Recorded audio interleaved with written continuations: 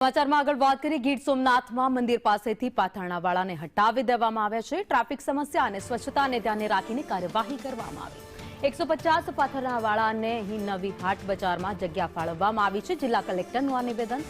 જિલ્લા collector NV ઉપાધ્યાયે સ્થળ પર મુલાકાત લીધી હતી। ફરી દબાણ ન થાય તે માટે જિલ્લા કલેક્ટરે તાકીદ પણ કર્યા છે।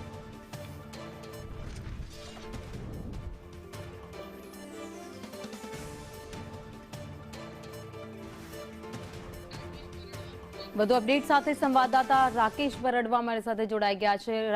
રાકેશ, ટ્રાફિકની સમસ્યાને હલ કરવા માટે જે તમામ પાથરણાવાળા હતા તેમને હટાવી લેવામાં આવ્યા। ચોક્કસથી સુપ્રસિદ્ધ યાત્રાધામ સોમનાથમાં દિન પ્રતિદિન યાત્રિકોની સંખ્યામાં વધારો થઈ રહ્યો છે અને યાત્રી સુવિધાને લઈને પણ ટ્રસ્ટ અને વહીવટીતંત્ર કટિબદ્ધ છે। જે સોમનાથ મંદિરનો જે મુખ્ય પ્રવેશદ્વાર છે તેની આજુબાજુ જ પાથરણાવાળાનો જમાવડો રહેતો હતો તે દૂર કરવા અને તેને લઈને ટ્રાફિકની સમસ્યાઓ પણ ઘણી સર્જાતી હતી। આ મુદ્દાને ધ્યાને લઈને આ પાથરણાવાળાઓને હાટ દૂર કરવામાં આવ્યા છે।